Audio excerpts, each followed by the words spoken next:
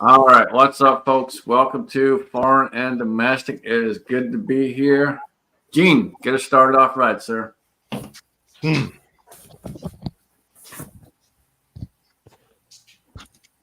pledge allegiance to the flag of the United States of America and to the republic for which it stands, one nation under God, indivisible, with liberty and justice for all. All right. Thank you, sir. Alan, what's going on, brother?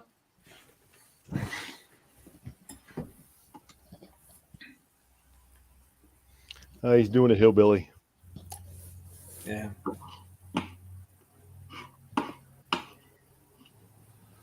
Been one heck of a week for me. Feeling a little road hard, put away wet this weekend. Just it is what it is. Current participants list is telling me Ashley A, Edward Petty, TAB Videos. I wonder who that is. Tactical FUD, Thor's Axe, people jumping in. Good to see everybody.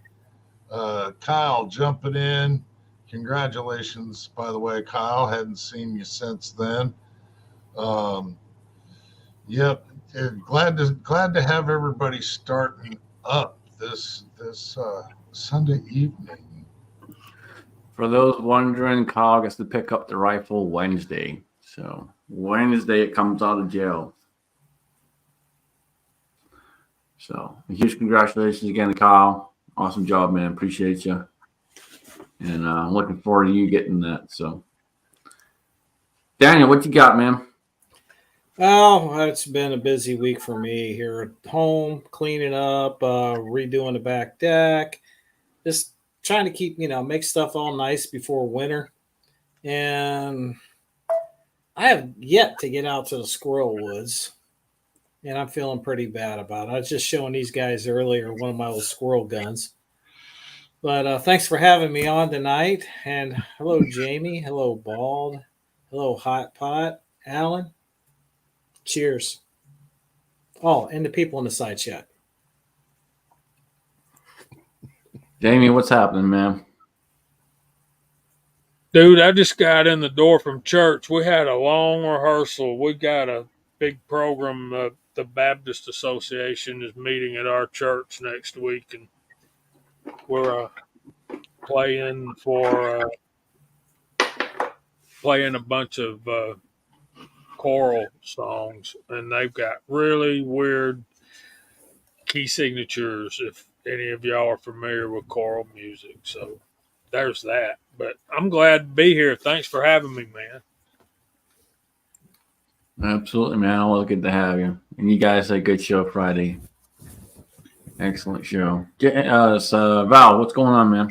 Not a whole lot. I just got back not too long ago from a match in PA. Had fun, shot USPSA, did semi-good, bunch of mics, and now I'm spending my Sunday night with you fine gentlemen. Awesome. Gene, what's happening, man? Oh, good to be here. Man, had a good day. Shot a USPSA outside Toledo, Ohio. No mics. One no shoot. The rest clean. 6 stages. So I had a good day today. Just waiting on the scores to be posted. Man, just congratulations to Kyle on winning that. He also won my mystery prize for my 1 million views. And that goes out tomorrow to him. So he's going to be getting some items in, which will be really nice. It's good to be here, man. Great panel. Side chat's rocking. Let's do this. How'd Mrs. Hotshot do? She did very well, actually. She's still having some issues here and there, but her shooting's consistent, so she's improving a lot. I mean, I got to hand it to her.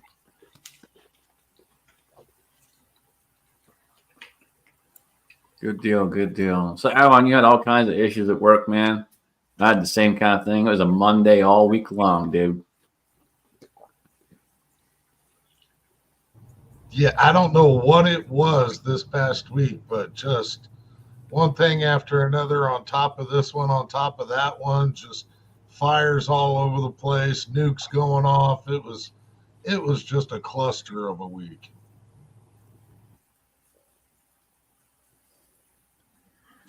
I, on the other hand, had a pretty good week actually. I started a job and kind of everything went as planned. So hopefully, with a bit of luck, a couple more days, I'll finish it up, make a few bucks, and week after the next, I'm heading down to Tennessee, North Carolina, and then South Carolina. So I'm hoping to hook up for a day with the X-Ring.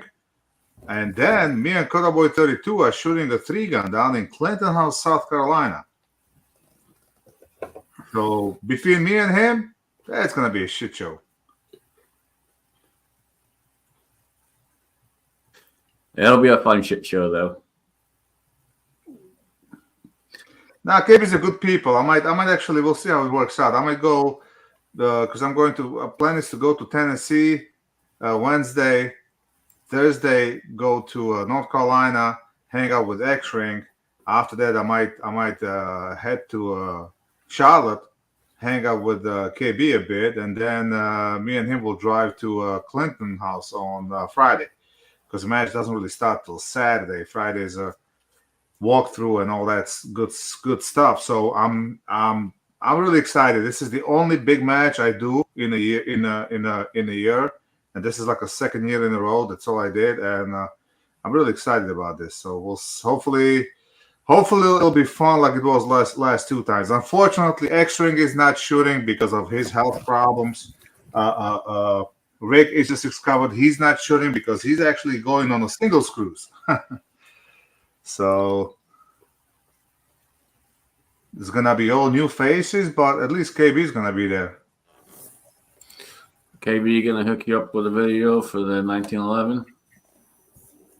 Hopefully, I've been haunting him on Instagram, and I've been haunting X-Ring as well, and Humble Marksman, and Johnny, whatever the hell his name is, and everybody promised, but nobody did anything so far. So hopefully, once I'm down there, we'll do something. I mean, last week was pretty good. I'm waiting for the money transfer from Cash App and Venmo so I can cut Lakeview Outdoors a semi-decent check. At least we up at the value of the gun. So at this point, at least I got, that. But I might extend another month to get a little more out of this.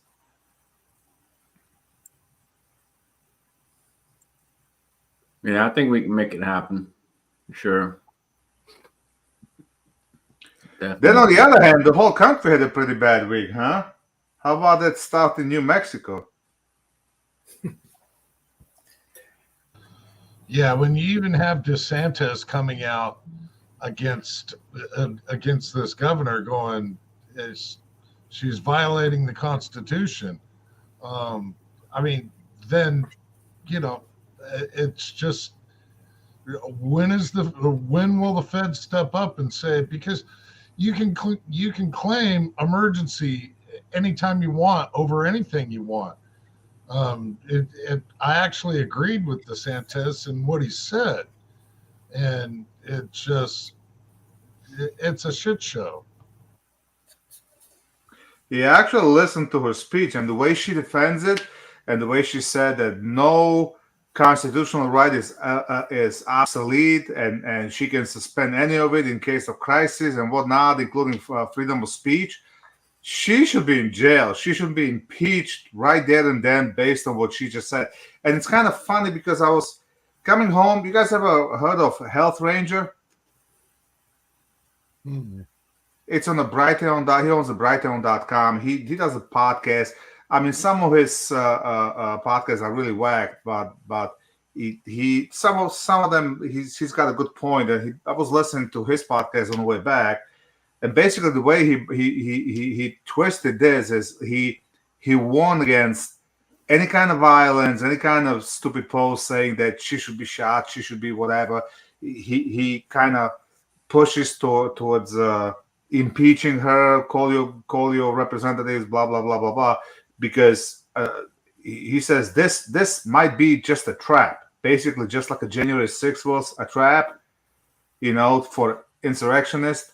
This might be a trap to turn, a law-abiding citizen into violent mob and, suspend their rights indefinitely or something like that. So, I mean, it might be a little far-fetched, but with the Democrats, you never know. With the politicians, not just Democrats. I mean, these day and age, it doesn't matter. Republicans, Democrats, they're all just the crooked politicians.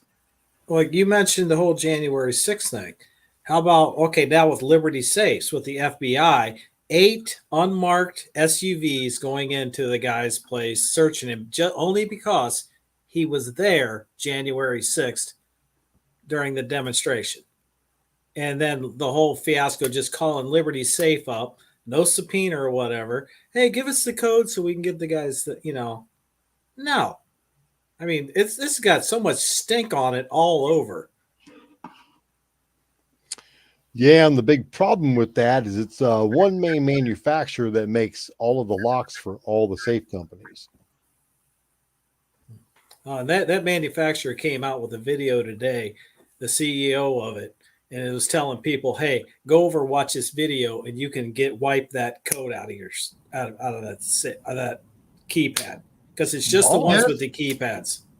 Yes and no.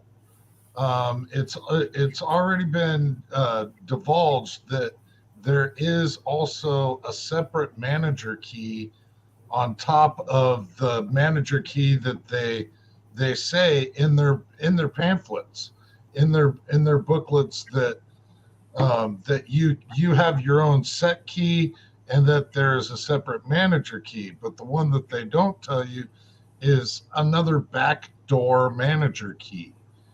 And they're real vague about the first manager key to begin with. So it's kind of yes or no. That's something. I mean, ultimately, any safe can be broken into. If you got time and tools, you can break into anything.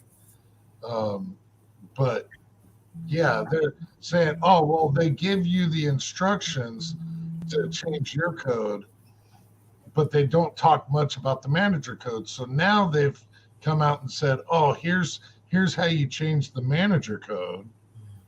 But what they're not divulging very much of, according to some other sources that have been around Liberty gun safes, and there's a separate manager code beyond that one. So I'm glad my safe is a dial. The wife's got the push button one, but I got the dial.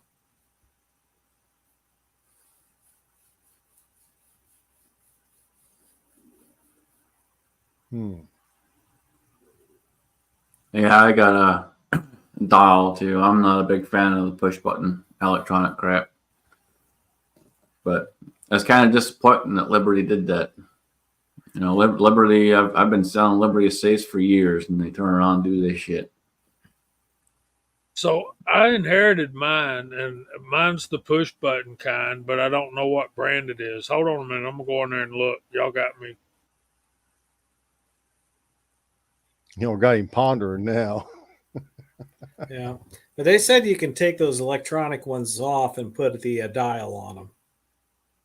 There's going to be a lot of locksmiths making a lot of money here. And hopefully a class action lawsuit goes by and Liberty Safes has to pay everybody's bill for having the push buttons taken off and dials put on. Yeah, in a moral world, that would work. Unfortunately. Well, in that case, there might be heard in 15 years and a decision made in 20. Yeah. By then, we're all in rest homes getting pudding fed to us. I'm going to die of a heart attack before then. And when I do, you can go back. You can go back to this here where Daniel predicts his death. At least you have a goal. I'll give you that. I want to die leaning up against a tree out in the woods. Go quickly. Just make sure you give me your code before you pass away, man. I don't have a code. I have a dial safe. Yeah, you make sure you give me the dial. I got it. I currently don't have any of your guns in my safe.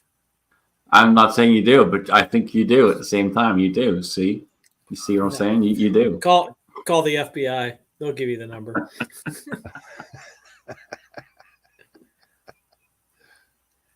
Oh, jeez. What a crap show this week's been for the country. It's crazy. Never-ending circus, man. The clowns never stop coming out of the car. Well, I think all this here is just geared to get us looking away that they're going to make us put the mask back on. Got elections coming. Put the mask back on.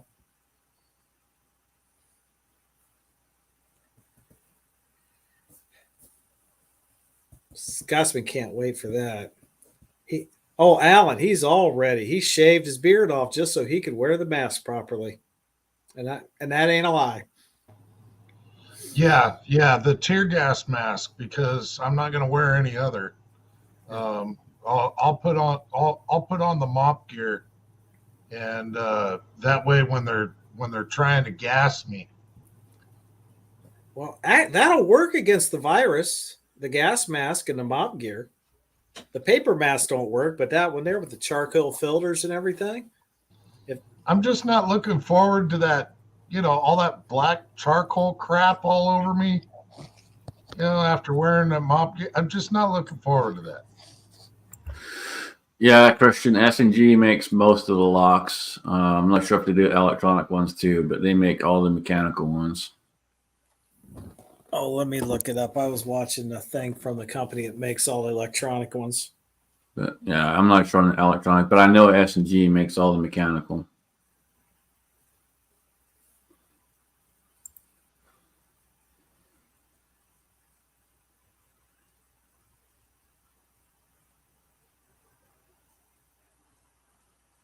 Miss Hotshot brought me a flower. What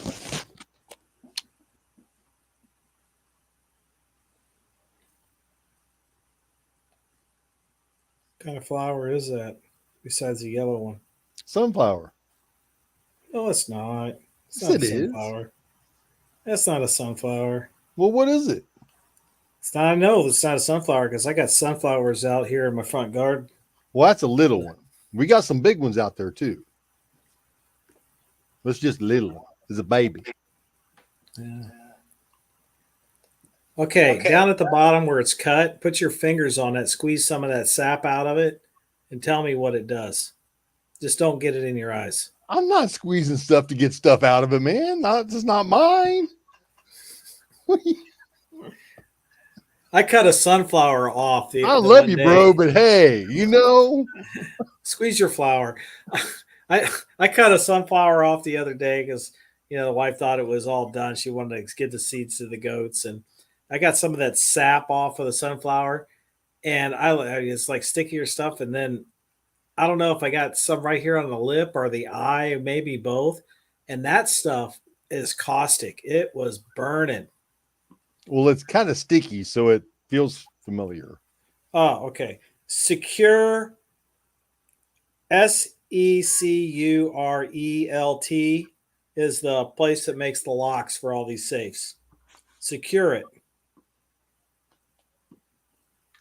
I don't think any electronic locks are really secure because, if you just watch the movies the way they can do it, the way they showed in the movies, even if half of it is true, then FBI has got to have a way to open pretty much any electronic lock fairly easy. But it's a matter of principle. If I buy a safe, I'm buying it with the freaking key. It's like me selling a house, but I'm gonna keep a spare key to the house, and I can sell it to somebody so they can enter the house. That's bullshit. I'm buying a safe. I'm paying you for the key, and I'm paying you for a combination. So the only person you should give a combination to is me, in case I forget it or lose it or whatever. That's it. The company's got absolutely no right to give it to law enforcement agency. I don't care even if there's a warrant, because when they know that's got nothing to do with the warrant and all that. Well, there was a warrant on the homeowner, but to get it from the company, legally you need a subpoena to get it from the company. They just like, nope, here it is. Yeah, but there was the same. It was the same story, same thing back in. And everybody hated Apple for that. This is back when there was the shooting in California when those two terrorists shot a bunch of people, and FBI was trying to get their text messages, and they were using Apple, and Apple simply refused to give them access to the phones, because it just opened up the whole Pandora box.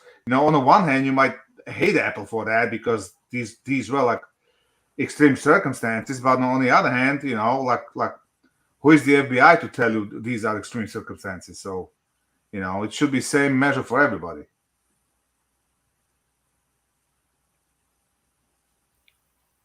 Todd Pot's over there squeezing his flower now, just to see if this stuff stings. It burns. I got some on my finger. I'm not rubbing my eye. Touch your lip. Nope.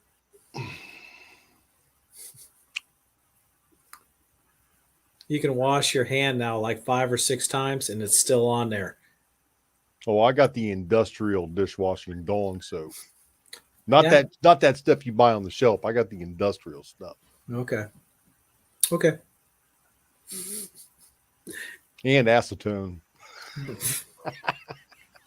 Baking soda. It might neutralize it because it's already in your pores. Dawn dish soap and baking soda. Okay.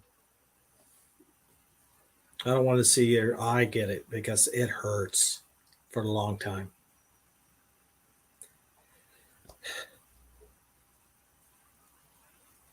Okay, there was a train wreck. We've done one off track now.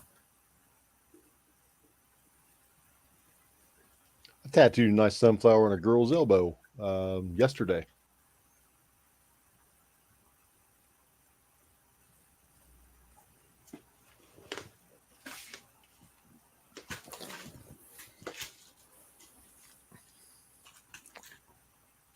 Oh, Vanessa's out there talking about toiling and all them old toil heads. Toluene. Yeah.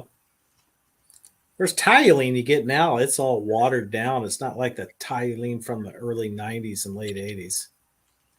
And back in the 80s, I worked at this tattoo Daniel, shop. you know how this rolls, man. Come on. Well, you're not coordinating. Hey, I got the supervisor sitting right there. Yeah, so there's 2 useless pricks. Poor Jamie, he's eating dinner. Oh, trust me, none of you fuckers would take over management of this if you had to. Yeah. Right. What is that? What is that, Jamie? It's some kind of pasta? That's the same thing you had when you were here. I can hold it up there again. Oh, that was good. Yeah. I was gonna tell you a joke, but now that Amy's here, I can't. What? I'm Well, he was listening. going to tell a joke. He was going to tell a joke, Jamie. I'm listening. No, I can't. If it's Not- funny, I'll laugh. It is funny, but it might offend If it's- some people. Don't If be you're a not- pussy. Come on. If it's not, you're going to hell. Stop being a pussy. All right, so the prostitute was trying to find her better ways, right? So she started going to church and all that. So she comes to a church and a priest asks her, "Well, do you know how to pray?" And she goes, "Yes, I do." So she kneeled down and she goes, "Daddy, I've been a bad girl." And the priest goes, "No, for 1,000,000 times. It is, Father, I have sinned."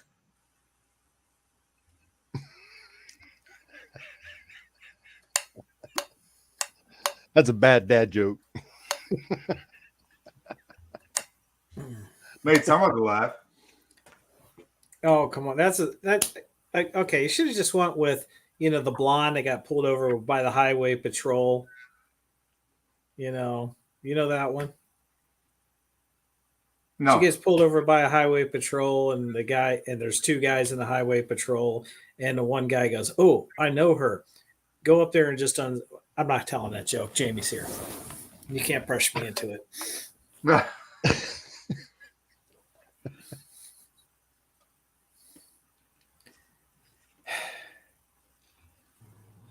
So there was this home wrecker named Tootie Green. Go ahead.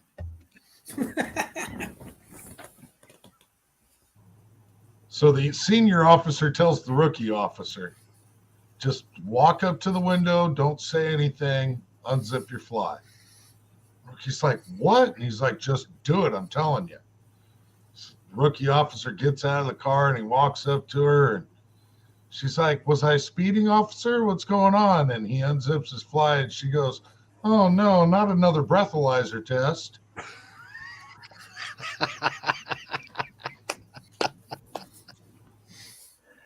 So we're doing jokes now, huh?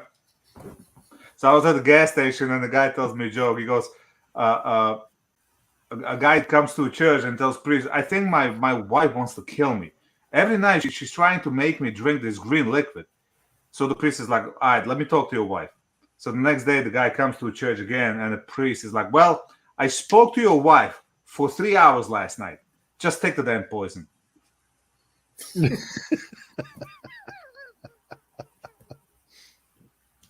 So that was a good one. All right. Okay.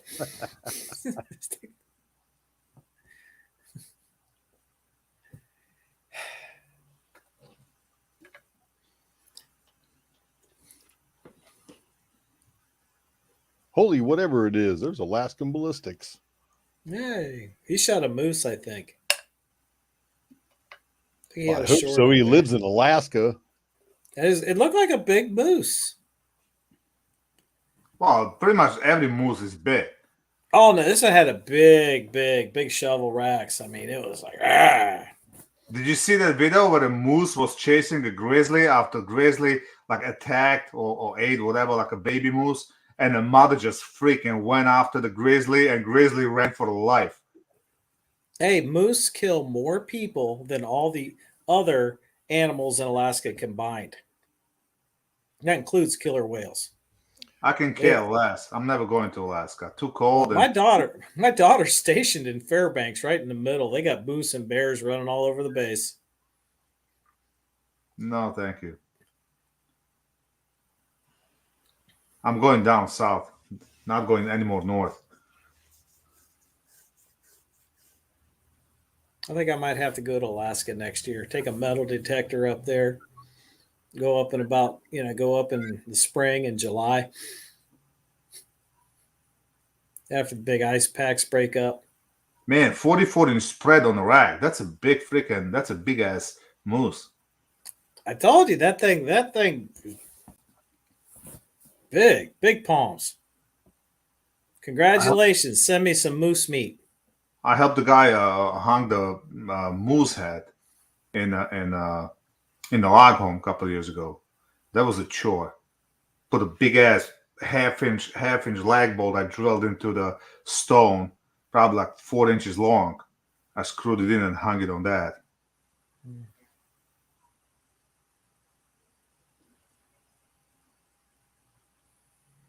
New York Outcast, what are you talking about? I was just down your way today. I was in Pennsylvania. I was west in my own state. I'm waiting for you to come east. Oh, see, Tommy Boy knows what I'm talking about. That's a real good. That's a big nugget. You know where it's like she's stationed right there when they're doing all those those reality shows about all those guys finding gold and all that up there. They're at Fairbanks, and it's like I go under a satellite and look all around there, and it's just like gold mines completely surrounding it.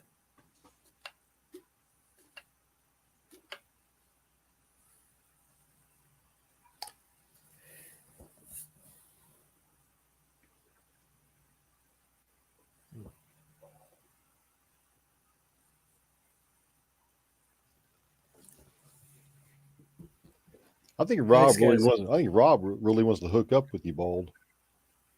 He does. He's got to get his ass over here. I sent him my phone number 1 million times. He doesn't want to send me his. He's afraid I'll be texting him in the middle of the night. You guys are practically neighbors. Nah, he's about 3 hours away from me.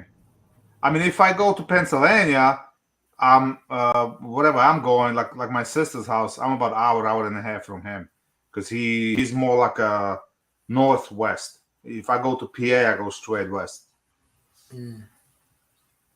Oh, he's in the northwest section? Yeah, I'm surprised he hasn't gotten together with Scotsman and Firearms 101. he talks a lot. That's about it.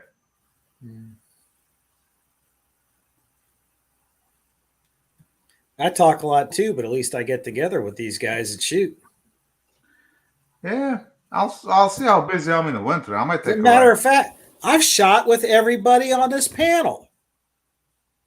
Oh yeah, you did. Yeah, you're right. Yeah. You were one. The Scotsman, he was like the first, and then we went down there at the farm, got to shoot down to Georgia. I'm shooting at the matches here. Hot Pot's been here, and we've been shooting at the matches. He wore a kilt here, packing a gun in his skirt, running around town trying to pick up these Amish girls. Well, now me and Alan have never shot together, but we have broke bacon. Okay, just saying. IHOP. No. Lulu's Diner. Nice little greasy, little greasy spoon. Nice little greasy spoon diner. I could barely even keep my head up off the plate. I was exhausted as hell. But yeah, Daniel, you've been outshot by everybody on this panel before. Negative, Ghost Rider. Yes, Bald beat me when we had the 3-gun competition, but that was a team effort. JR and Rich and I were on one team, and you're up there with Coda, and you couldn't pay X-Ring enough to be on your team, or did you pay him enough? Doesn't matter. I was on a team with the two complete strangers from Michigan, and we kicked everybody's ass. It's just a natural talent. It gets together. Oh, those two guys had natural talent and was able to pull you, carry you. Oh, yeah. Keep talking. I shot a 3-gun event one time, and you got a partner that you didn't know. And they asked, you guys live in the same areas, and they went through everything, and they partnered everybody up, so you didn't know them, had never shot with them. And it was kind of hard to do, but it was really cool. I ended up shooting with a guy, and I think we took second overall in the match. Oh. The Pro A match we're gonna be shooting. You'll partner up with another shooter. So basically, me and Koraboy, we're shooting as the amateurs. You're getting partnered with a pro shooter, but pro shooter doesn't mean that it's a Jerry Mitchell kind of level. But basically your pro, you don't really shoot together, but your pro can do everything but pull the trigger for you. He can call the windage, elevations, he can hand you the magazines, everything. And they usually do 1 or 2 stages that you do together. Last year they had this stage where one of us was driving a golf cart, the other guy was shooting, and then we switched places. Then it was year before. Last year we had one that was like a shotgun and a pistol stage that we shot. Me and Rick is just discovered together because he was my pro last year. So this year we have no idea who our pros are gonna be. So I guess we'll find out once we get there. Well, going to these competitions, one thing, you meet a lot of good people and you make some new friends. And that last one I shot, I was either following Andrew Hyder, or the one time I shot in front of Andrew Hyder, and I thought I did really, I killed it. I shot this classifier, 6 alphas and 2 Charlies, and did it in 4.5 seconds. And it's like I set the bar. He goes up there, boom, 2.3 or something like that. 1.7. That's when he reshot it. 1.7. He reshot it and said, "I can do that under 2." Yeah, we're all like, he did it. "What?" Man, he went up 1.7 seconds, 4 targets, 2 shots each from the draw. Because I mean, when he had that 2-something, we were all yelling at him, telling him a sandbagger. I can do this under 2. Did you see Terran Butler draw and shoot on the steel like 10 yards away, and he just shot from the hip, and he draw and shot and knocked the steel down like 0.2 second. I seen that, but you know what? That's his range, and he does that all day. Yep. Well, yeah, Because obviously. he So, can't. But I saw him shooting a play drag from the hip. But 4 USPSA targets from the draw at 1.7. It was like a machine. It was like a machine gun going off. He did not hesitate between targets. Oh, I can do that. I can absolutely do that. I'm not saying I'm going to hit the targets, but I can definitely do that. He hit 3 out of 4 of them. He had 3 misses on that. One target, he threw one over the head. And he already said where he ended the back target. He missed. He completely missed that with both shots. But the front 3, he hit them all, and he only didn't get the double tap on one of those. But that's incredible. It's still incredible from the draw. 8 shots, 1.7 seconds. That's just incredible. Yeah, it was something. Hey, even though my score beat his on that because he had the 3 misses. I beat a grandmaster. Too bad that one didn't go in the scorebooks. Well, mine did. His didn't. Yeah. Hey, I beat Jerry Mitchell at the bug match. Yeah. He got DQ'd. Oh.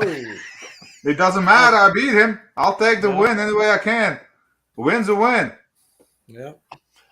Second place is the first loser. There you go. Win's a win. He got DQ'd this weekend. He fell down. But I've seen that happen to guys. And it's like, ooh. They held on to the gun until after they took the full hit of the face plant on the gravel and stuff. And it's like, from being stunned, they dropped it. That's why whenever you run, you don't want to keep 2 hands on a gun. Whenever you run, you want to have one gun in the hand, have another hand. So if you fall, you can catch yourself. You can. I did that. I tripped on a barricade in that EPA match, and I went face first, caught myself on this hand. This hand stayed up in the air, and I jumped up and finished the stage. So that's one of the reasons why you don't want to be running around with both hands on a gun. Yeah, because usually they drop it on the bounce after they hit.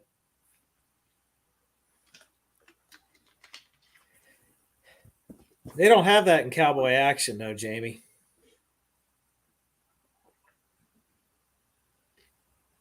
You don't fall off your horse in the cowboy action, though. Don't they have the cowboy action where you shoot off the horse as well? Not around here. Oh, that's called reenactment? No, they have it in some.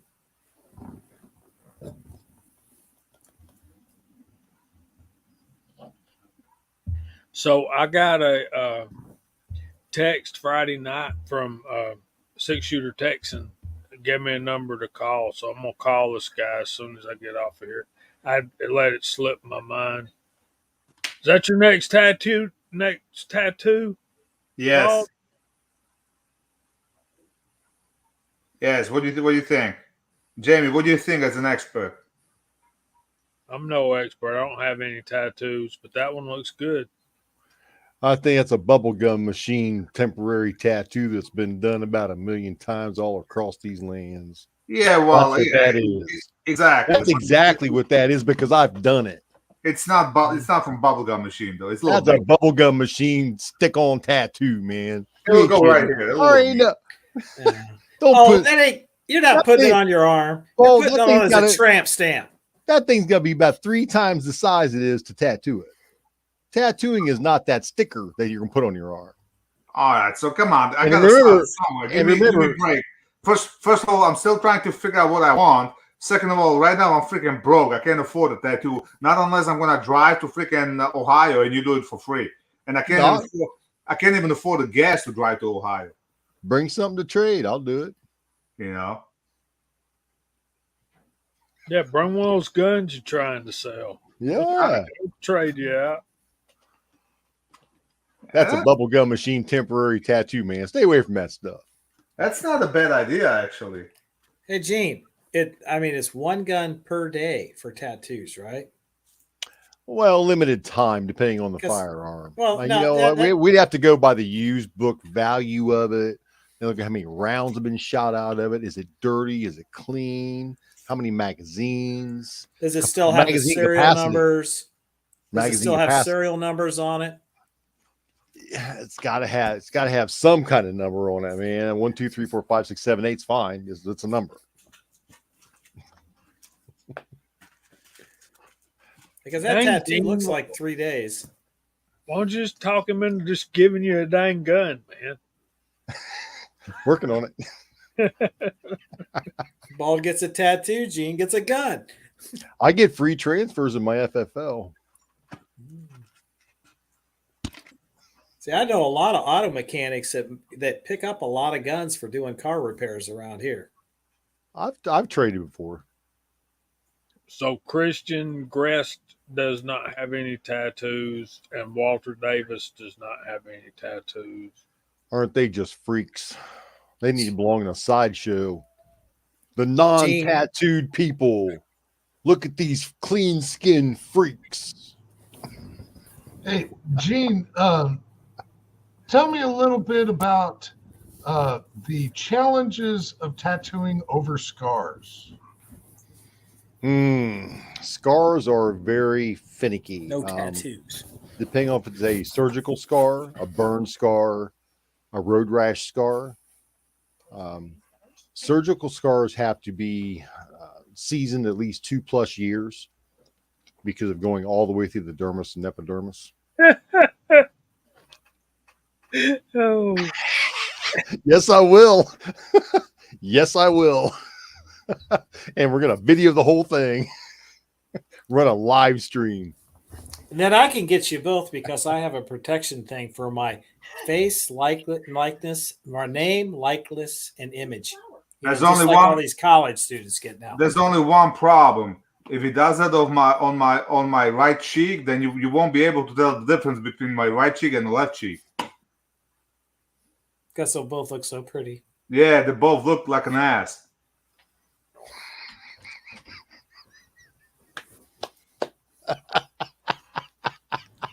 At least both of them will have a beard.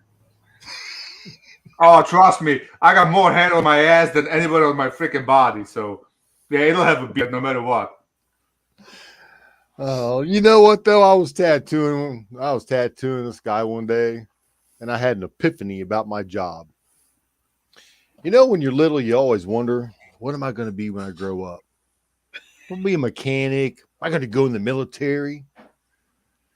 I always wanted to be a tattoo artist since I was a shorty. And so I was sitting back one day and I was prepping this guy to put a stencil on him. I thought, man, this job's really downhill. I don't know why I'm doing this. I don't know why I'm doing this crap. Man, my job entails getting hairy men soapy, shaving him, and then rubbing lotion on them.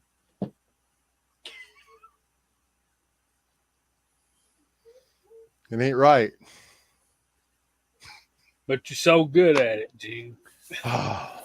Man, I can wick that bick like nobody's business. Yeah, and I do get paid for it pretty well too. And here you are, how many years later, still doing it?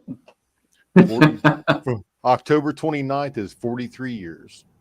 Oh, come on. So I guess you tried to stop and it didn't fucking work.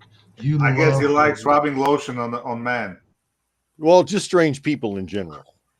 Men, women, whatever. Wait a minute. You know. What? Wasn't the professional ant? So Weren't you talking tattooing about Val having would a be no tattoo problem. on your butt? You were wanting Gene to rub your butt with some lotion? He specially No, I likes wasn't talking about that. Mark Thomas was.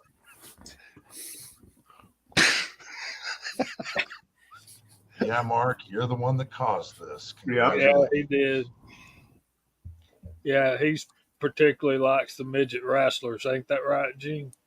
They're fun. Yeah, he also likes sniffing that leather care. Yeah.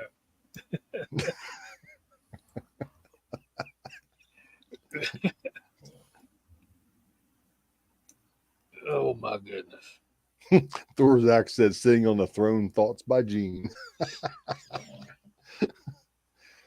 This is the reality of it, though. It's just part of the process. You got to do it. You got to prep the skin before you're going to do any kind of procedures on it. So, Tommy Boy's got a question for you. yeah, what was the most embarrassing place you had to do a tattoo? I guess that depends on the person. I would say jail. Yeah, I've never tattooed in jail. I'm not that kind of guy. Well, he was Catholic in the confession booth. That's what he told me before. Daniel.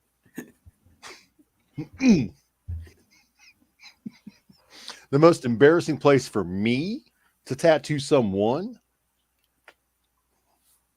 I never give two shits, man. Skin. Tattooing other people, they would be embarrassed about overweightness, scars, breast cancer. Be very embarrassed about getting their chest tattooed after battling breast cancer. That's almost humiliating for some people to do, but we do it all the time. So you just look the other way, you don't. You look at the good you're doing instead. And being embarrassed about things, you look at the good you're doing for someone.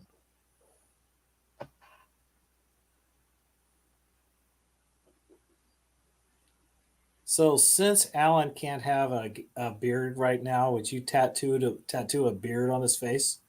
Yes. In mustard yellow.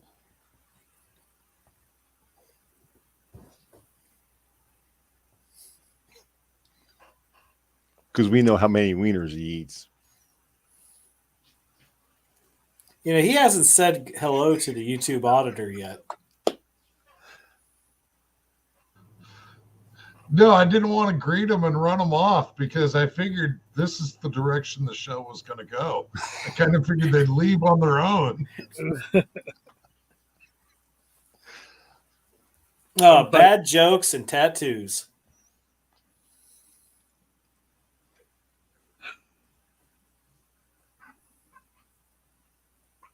I had a design for a tattoo. I was going to have it put on my left arm, have a full armband around, a red-tailed hawk, the wings going around, holding an Indian war shield.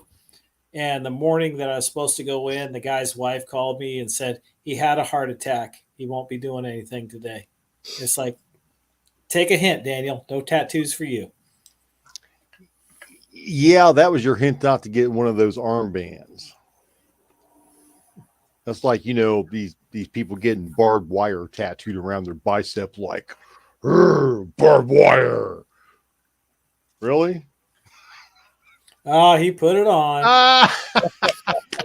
Now, if you want to get it off, you can use your baby oil. Just get your baby oil out.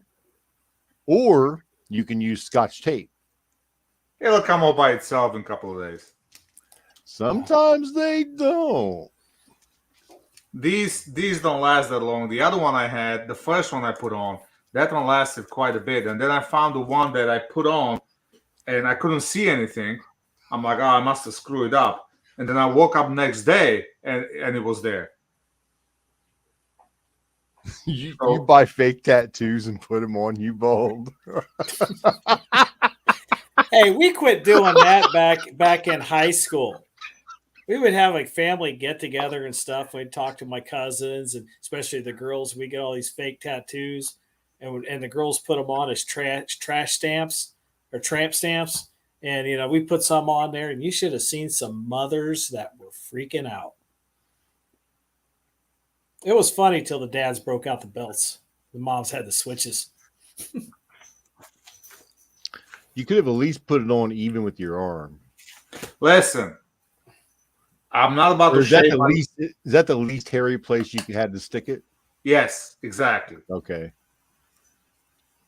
Exactly. Looks So like Cut me a slack, okay? When Looks like he this shaved it. is all work in progress. We used to sell those in the shop for the people that just couldn't get past the getting a real tattoo. Just saying. We made a lot of money off of those things. Come on, it's a commitment. So I'm gonna do it. I want something meaningful, and it's got to have a tiger in it. Look at it this way. This commitment will last longer than your marriage. Fuck you. What? It's the truth. Hey, it ain't even final yet. This is quite a little bit before too soon. Right. What if they patch stuff up, Gene? You're gonna be ashamed of yourself. Oh, you better never run into her. She'll kill you. I will be. tell you I'll what, say. I'll say. You know what, Bald and wife, I was wrong. Yeah, well, we'll see what's gonna happen. I'm sure as hell trying to work it out, but I don't know. I think I'm the only one. Val, I'll tell you this much: that temporary tattoo is going to last longer than my next marriage. When you married like 3 times already? Mine too. I'm not. You know what? I'm not even like if I get divorced, I'm not even getting married. The second time, I'm gonna go gay or some shit because those guys got it figured out. No, they don't. They get divorced just like regular people do. Yep. Yeah, they have a higher suicide rate. So Val. Well, I'm definitely not getting married again. That's for sure. 50 years old. Let's get back to Val's next tattoo. I say it's going to be the hammer and sickle. For the whole country. If I get divorced, I'm getting never again tattooed over here. No, You're you're going to get the tramp stamp of put beer here. It's just a cup holder. All right, get this one. Have your name put on your butt. That way, whenever you meet some chick in a bar, you can just say, "What a coincidence! I have your name tattooed on my butt."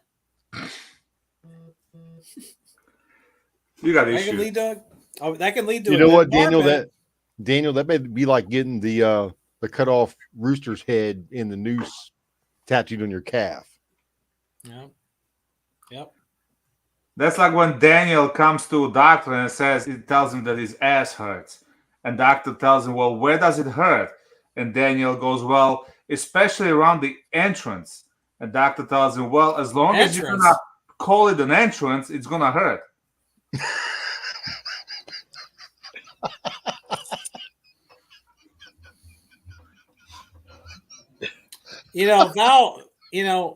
Val was a virgin until he was like 13. But I was virgin he always felt guilty and everything. It's like, well, why? Well, because I was really scared in the closet. Yeah. Hey, I grew up in a communist regime. There was no gay people there.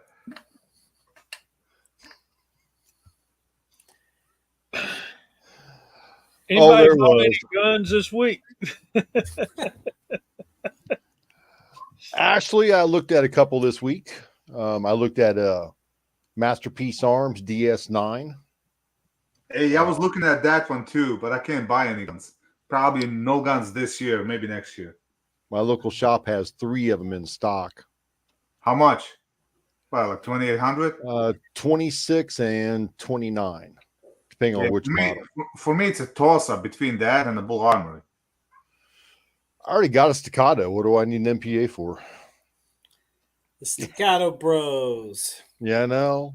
I look at all these high ends and I go, I already got that. I don't know. I shot all the Staccatos at the show, and I mean they're beautiful guns, but it didn't seem like the ones I shot. They didn't seem like a competition guns. I mean, between the trigger pull and feeling and everything, they felt more of a duty guns. Like trigger pull wasn't that light and all that. But that tuned them. That was just my feeling. I mean, my Bull Armory is kind of what's the word? Like the 4 1/4 conversion I have feels more like competition gun out of the box than staccatos that I felt. I don't know why, but it's just staccatos are designed for duty use. Yeah, but You take that mainspring out, and you give that one little spring a little bit more of a bend in it, and there's your trigger pull. And then you got pre-travel adjustment you can play with. It wasn't just that. It was, I don't know. It could be I could be biased, you know. Well, you can be biased because I am. I own one. I love it. Great shooter, smooth, tack driver. Oh yeah, You know, I mean, you're splitting hairs when you go from Bull Armory, Staccatos. Even if you take the Leaf Free Armory 2011 that I handle, if for freaking under $1,000, you know, I think you're kind of splitting hair. Any of those guns in my hands or your hands do just fine. Yeah, you're right. It is splitting hairs. It's just how much. What do you want to spend on it? You know. They had a Prodigy in the shop. I used one for 12 out the door.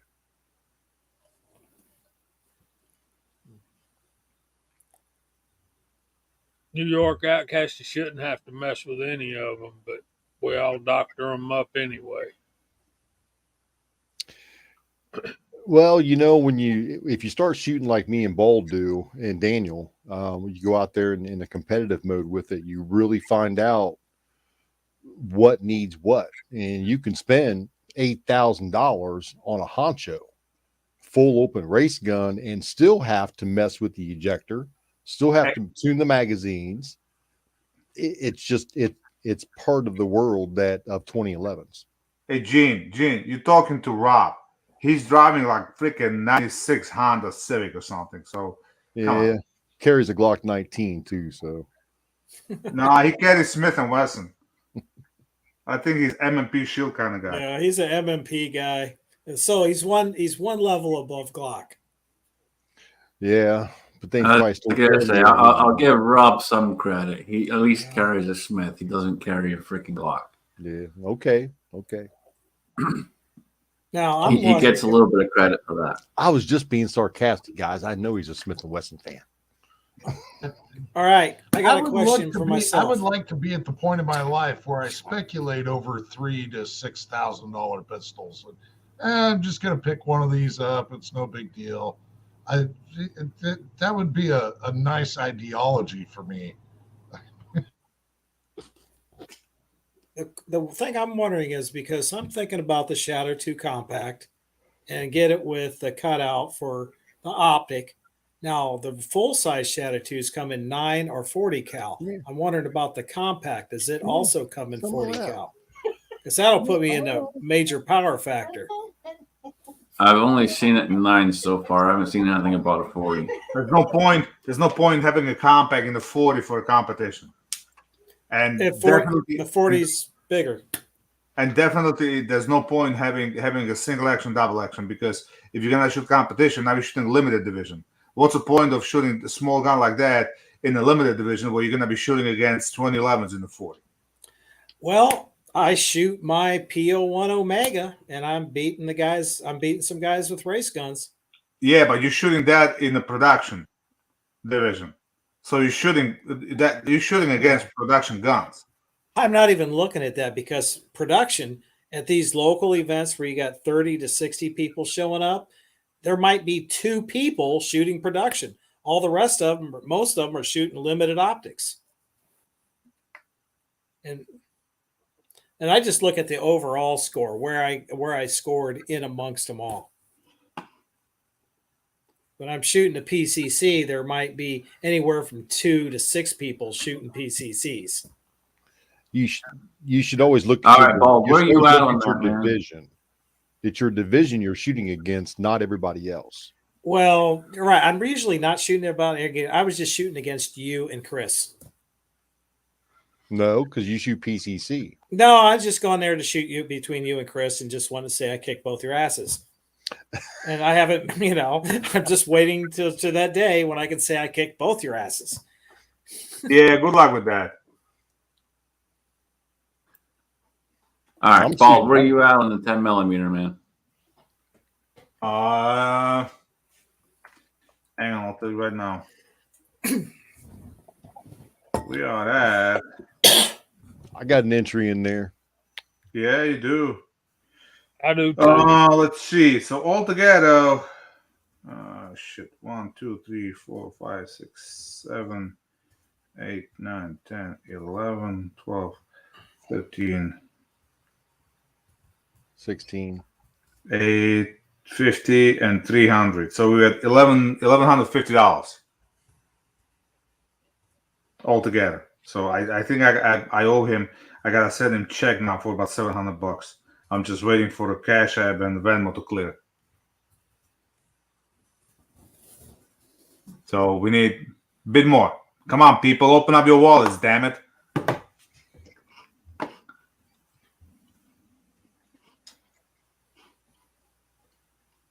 Let me put a link in there.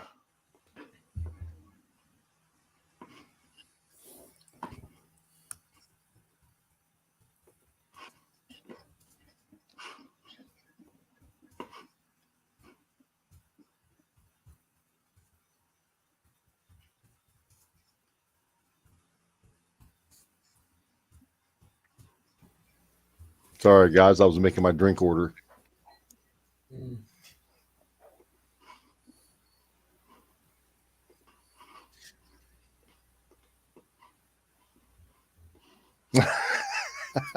You got to spell flirt right there, Daniel. Hey, I'm retired. I don't have to spell nothing right no more. Now, we enjoy shooting with you, man. It's always a good time. And trust me, we talk smack out there, and it's just we have a great time. And it's all good. Yeah. Ain't nobody's feelings getting all butt hurt. You know, just got to have fun with it, man. Roll with it. Of course, I don't really talk. The Give Send Go link too. Okay. In the description of the video, that's why I actually okay. All Let right. me do that. Tell her thank you, Gene. Say thank you. Thank you, Gene. Hi, Hotshot. How you doing? Long time to see.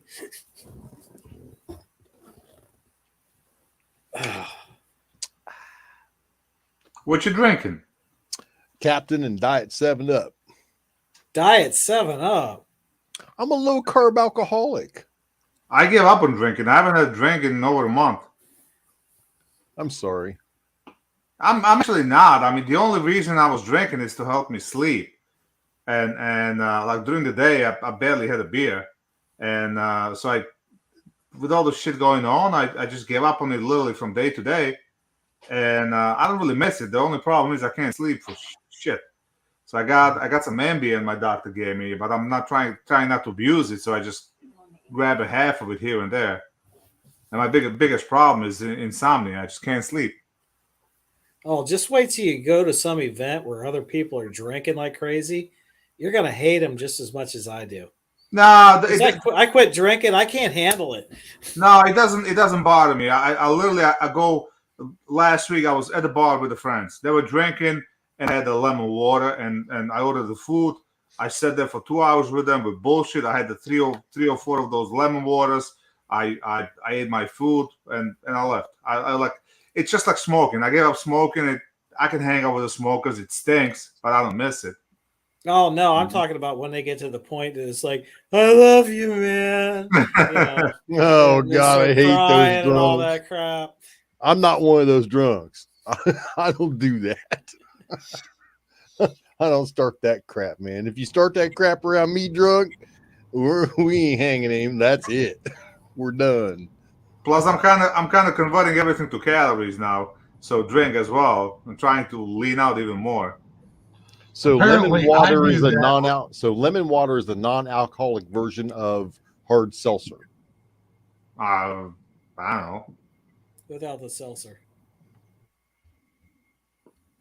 I wouldn't know. I like regular seltzer.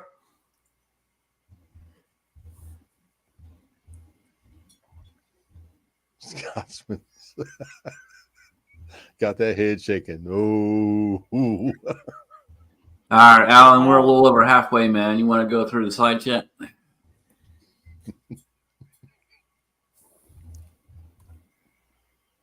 Well, I don't see why not. There's quite a few people out there. According to the YouTube participants list, we got Chessboard out there, Christian Guest, I don't, speech impediment.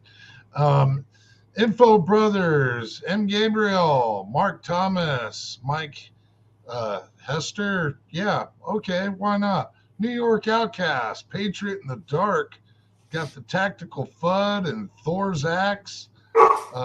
Lots and lots of good people out there. Good to see people out there tonight.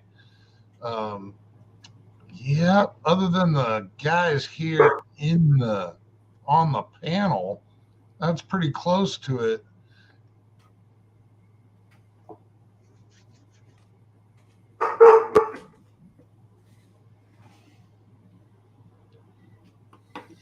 That's all quiet.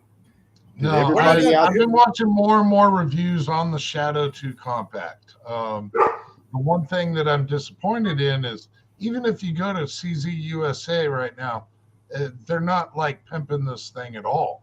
I can't even hardly even find it. If I do find it, more or less find one in the wild yet. But everything that I'm hearing, I'm absolutely loving. People saying that it shoots just like a regular Shadow 2, that it feels like a regular Shadow 2. It's just in a smaller package, and that there's a lot of speculation on if it's going to end up becoming like one of the next main duty guns for a lot of law enforcement. Could well be. And they're out there, man. If you're looking for the optic ready, they're about $1,400. I've seen them available. That they're going fast. They're not sitting anywhere. If you find one and you want one, just grab it because they're not sitting anywhere. It might be where you just got to order it from CZ to your FFL. Go through your FFL, order it through them. I've ended up getting some that way. But see, next year, because there's places that have it, but again, they don't last long. If you see it and you really want it, just go ahead and get it because it's not going to sit there very long. You'll go back 20 minutes later and it's gone. They're not sitting anywhere.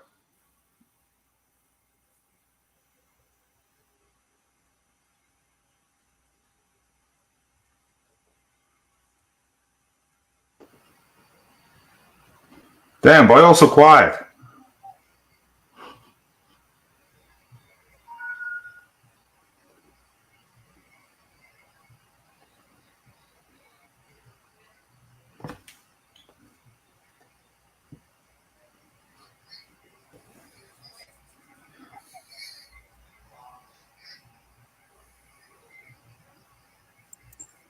Wow. Okay.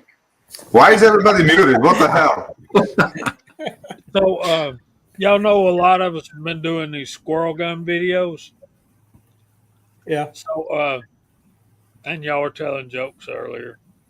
Where do squirrels go on vacation? I don't know. Tell us why. Where? Disney World. Beach trees. Peach trees?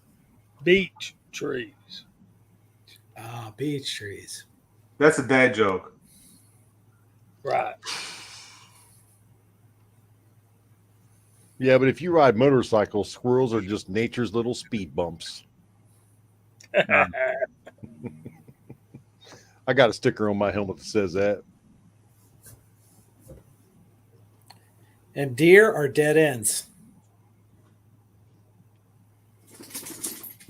Now, if you're fast enough, you can go right through him. Oh, once a year, someone gets killed out here when they hit a deer, especially when they hit the buck straight on. Over in PA, Mount Pocono, where my sister lives, I mean, deer. I mean, so many deer over there. It's not even funny. You gotta be careful when you're driving around her house. I mean, they eat everything around her house. I mean, Yeah, but you can. The deer in Pennsylvania are like the size of a large dog. Nah, they're pretty big. Oh, I've been all through Pennsylvania, man. I'm driving a semi, running over the. You don't even know you ran over them. like a Nah, squirrel. I'm serious, man. I've hit them. no, It's like doo doo. What was that? Oh well. the deer I've seen around the house, they're like normal sized deer like we have in New York. I'm not saying Okay, they're well, big freaking deer like whatever, but no, they're still pretty big, enough to mess up your car. Yeah, out here in Iowa, we've got deer that'll take out an F-250. yeah. They're like miniature moose. I guess everything's big in Iowa. No, you all you got to do is get out the corn and soybean fed deer. Those things, a small deer, a grown deer we consider small, is still only about 200 pounds. When they get big, that's when they start getting 240 to 300. Yeah. Yeah, I've never seen a deer that big in Pennsylvania. Well, definitely Never. not 300 pounds, but no, these. Never. I mean, the ones I seen, they gotta be 120, 150 pounds. That's a large dog. That's Yeah. not a large dog. That's a big ass freaking dog, 150 pounds. I I have have a a large 120 to dog. 150 pound dog is just, man, that's just a oversized pit bull. That's a fat Labrador. You Yeah. understand? You understand? 150 pounds. That's about what New York Outcast weighs. Oh, no way. New York Outcasts don't even weigh $120 soaking wet. Yeah, that's probably true. With rolls of quarters in these pockets. Yeah, I've got a thigh that weighs more than he does altogether. he can probably have his whole lunch sitting on a single brick. He eats salad. He don't even pack a lunch. He just goes out to wherever he's working in the backyard and just starts grazing. He should be in a lawnmower business, you know? He get fed and paid. That's like a lawyer. He's riding in his limo and he sees the entire family on the side of the road eating grass. He pulls over like, "What the hell are you guys doing?" Because, well, you know, I lost my job. My wife lost the job. We lost the house. We got no money. We're eating grass. We got to survive somehow. He goes, "Just, you know what? Get in the limo. Come to my house." Oh, so they got in the limo and oh, sir, thank you very much. You're so kind. Ah, don't worry about it. The grass at my house is so tall.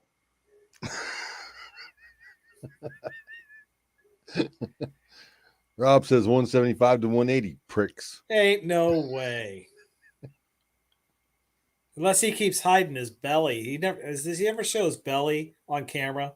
There's no freaking way he's 180. He's 180 with freaking all his guns that he owns in his pockets, maybe. I mean, I weigh 184, and I mean, come on, I look my weight. Not really, because you can barely see over the sheet of plywood. I'm not saying you're short, but you know, I've seen midgets. Did you say wait a minute? Did you say pliers? Plywood. Plywood what? You can barely see over the sheet of a plywood, which means you're a little bit over plywood. 4 feet tall. What's a ply? What is a plywood? Plywood, you dumbass. A sheetrock. Yeah, what's a plywood? Jesus, He said it again. All right. How about this? I've seen a midget bigger than you. Yeah, I heard. No. Dwarves. Dwarves. They're vertically Hobbits. challenged. Hobbits. Yeah. Hobbits. I re-rented the guy the other day, and the guy gets out of the car, and he's just a freaking dwarf. He comes over to the car, and he goes, "I'm not happy." I'm like, "Really? Which one are you then?"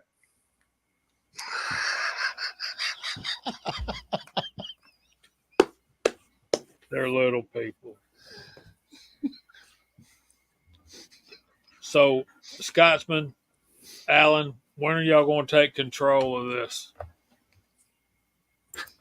We're waiting on you, man. Well, we need some help around here. I have a very sad news, though. I got a text from Big Johnson, and Mr. Media passed away. That's the guy I bought my alien from. Guy's 48 years old, passed away, stage 4 cancer. Sorry to hear that. That's a really, really. I mean, and any cancer crap kind of touches me personally because my best friend passed away. Same thing, 48 years old. His wife passed away at 47. Both of them never lived till 50. So it's like I got a lot of people around me that dropping like a flies from cancer, and it's just it's just sad this day and age with all the come on, they came up with a COVID vaccine in record time, and we got nothing for cancer. It just grinds my gears. And it's usually people that definitely don't deserve it. And now Big Johnson's dealing with his dad. His dad has a cancer, so it's just sad. I just did the job for the guy. Same thing. His wife, stage 4, and they pretty much she knew it's all. She knows it's over. It's got to be the worst feeling there is. Well, we all have our time on this earth, and it ends. Regardless of how it ends, it does end. So just make the best of every day you can while you can. See, that's why the Cowboys all said they want to die with their boots on. They didn't want to waste away. And, y'all have all seen Tombstone. A lot of people think that Doc Holliday had a death wish. The reason he was always getting in gunfights and stuff. Who knew he was that good? I mean, really. And then he killed a bunch of folks in gunfights and knife fights too. And then he met his end in a sanitarium, wasting away with tuberculosis. That's why he was so good. He had no fear of death because he knew he was a dead man already. Yeah, he wanted somebody to put him out of his misery.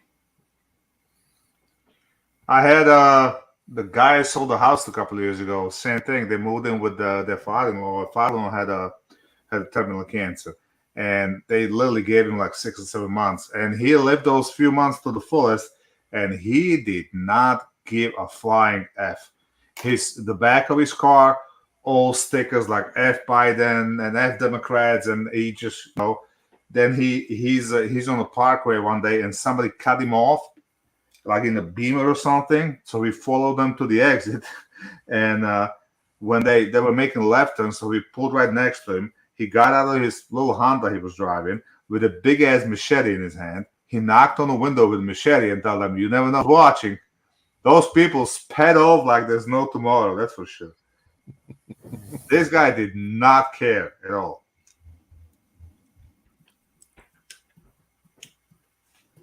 Okay.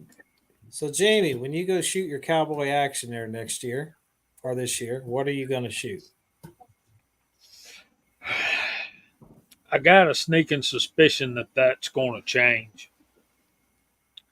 I'm wanting to get the Marlin 44 mag and lever action because I have a 44 special. I have a 44 mag. I got 2 single action 44s, and that would be great.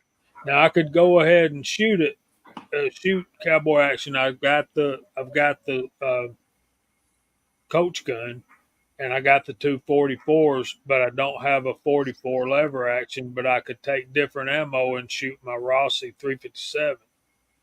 But I think probably what's going to happen is I'm going to wind up getting the lever action 44, and then I'll probably turn around and buy 2 single action Army clones and 357 Magnum because the Blackhawks are just so big and so heavy, and they're probably going to be too nice to be banging around at a cowboy action shooting match.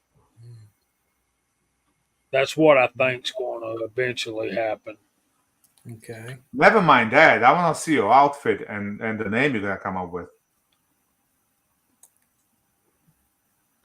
I got an idea.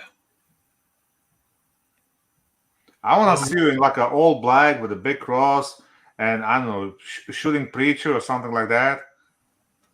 I'm thinking about Parson Wesley.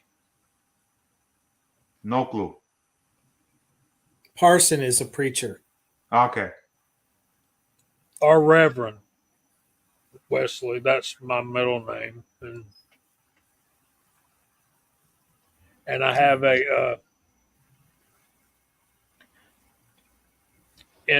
on my Amazon, I've got the shirt with the collar already picked out. But then again, with this beard, nobody would see the collar. And here's the thing about the cowboy action shooting thing is you can't wear a belt. The only belt you wear is your gun belts, and you got to have pants that have suspenders. So I had no idea about that. the pants can't have belt loops. They got to have buttons for suspenders on. Ooh. Huh. If you're going to be going as a parson or the reverend, that means you got to dress in black. And it's pretty hot down there. It You got to is. be Hey. cooking. Jamie, why don't you maybe get a hold of some Amish to make you the pants for that? I mean, that would be retro. Might could do that. I've got a friend with me whose wife they're into Civil War and Revolutionary War reenactments. I could get her to make me a pair of pants for a nominal fee. Huh. I had no idea that's the way it has to be at the that's something new. Mm. And here I am losing all this weight, and I'm gonna be wearing suspenders anyway. What if I get the pants that fit me and I don't need the suspenders? Everybody don't. Yeah, Thorzaks, I'm gonna check into what rifling they have on those. I'm not sure that since Rossi is using their hammer forged barrels, I'm not sure you can even buy. I'm not sure the new ones have the micro groove barrel.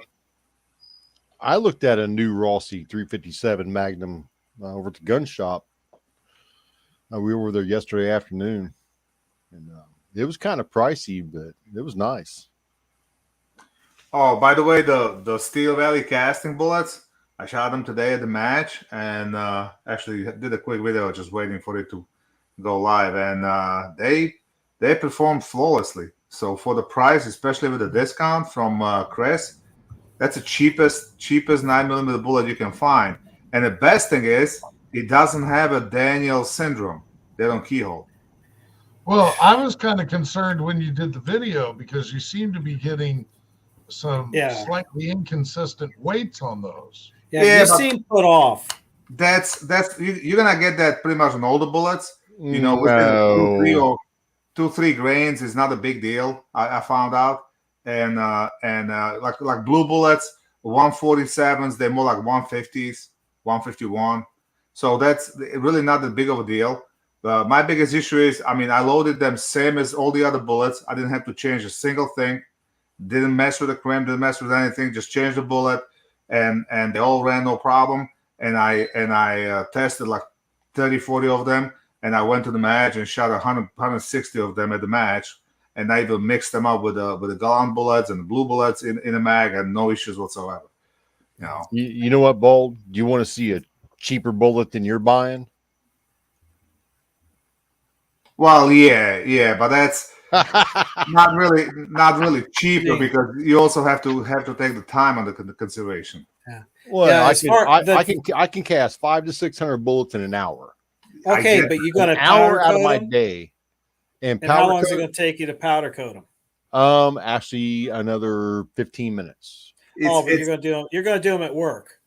No, Okay, you're going to put them in your oven. I've got an oven for powder coating. No, listen. I get it, Gene. I've been doing casting before you guys knew how to spell casting. So I've been there. I've done that. It's just, you know, there's only so much you can do. Then I have a problem with the lead and all that. So for me, it's like I used to cast in the winter when I had no work. I would be casting if I had lead. But I was casting at age 12. Nowadays it's and you still suck at it. So you better don't muzzleloader bullets, because your bullets keyhole like there's no tomorrow. No, just the ones I send to you. Yeah, well, it doesn't matter. Whatever you send me, keyhole like there's no tomorrow. Of course, those are the ones I sent you. I wasn't going to shoot them. Yeah, your barrel was wore out, Bald. That was Yeah. the Yeah, problem. well, somehow all the other bullets work fine.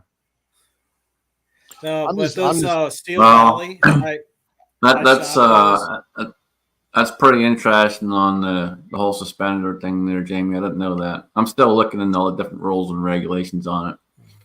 Well, those are what I read on the website up here. Of course, in your area, it may be different.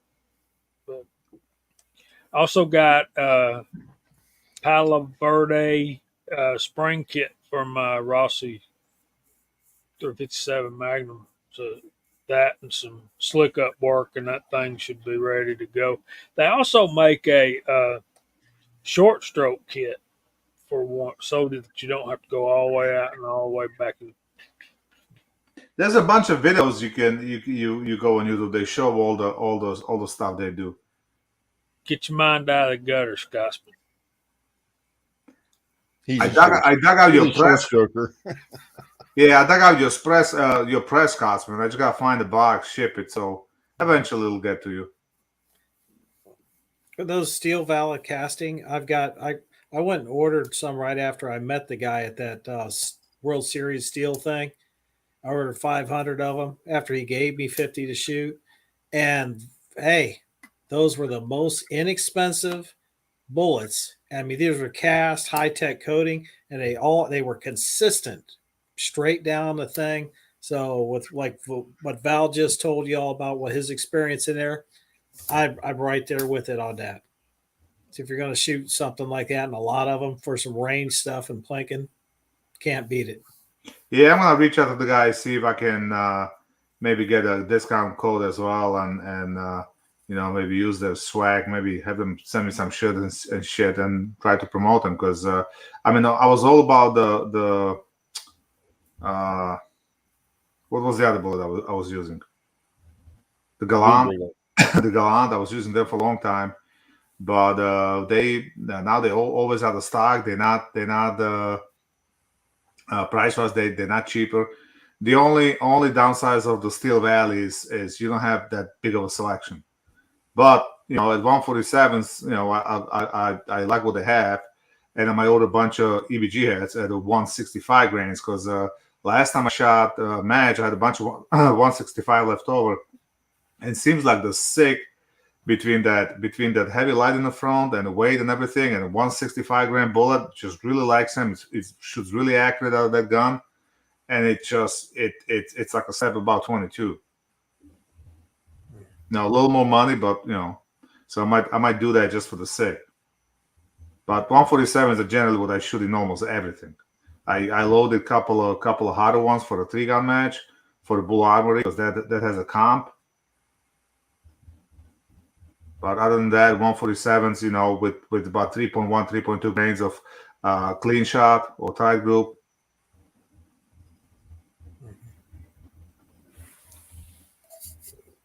Hey, if you can shoot a whole lot more cheaper, do it.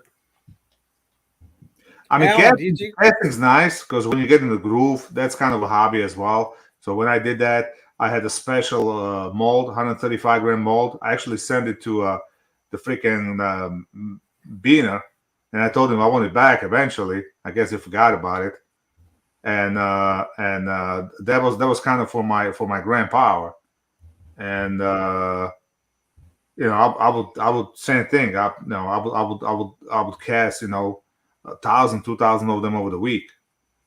But then you still got you need a really quality mold. Otherwise, you still need to size them and mess with them. So that's why I'd rather spend money on a mold, and they drop out of the mold at the exact size that you need. So you don't have to size them anymore. So you just coat them and you're done.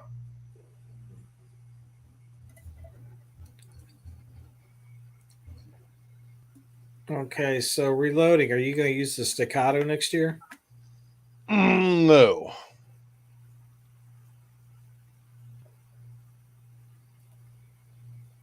I'll be shooting a custom gold Eric 10 Foglio. Open.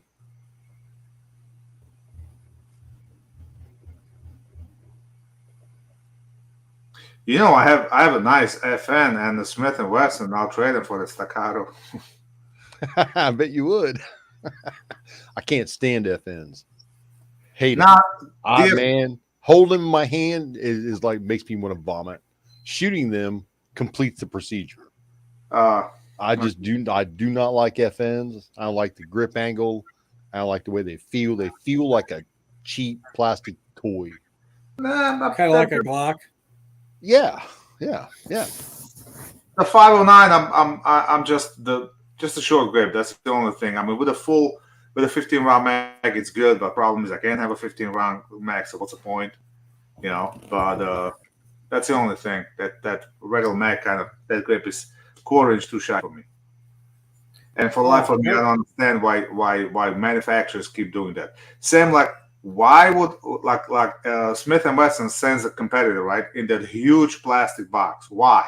It's a competitor. Why don't you charge $30 more for the gun and send it in a gun bag? Send it in something I can use. Yeah.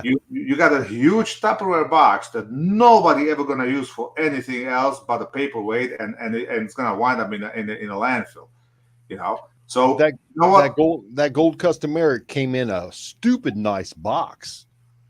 A 4-digit little code roller lock on it. I mean, it was a super nice box, but nothing else with it.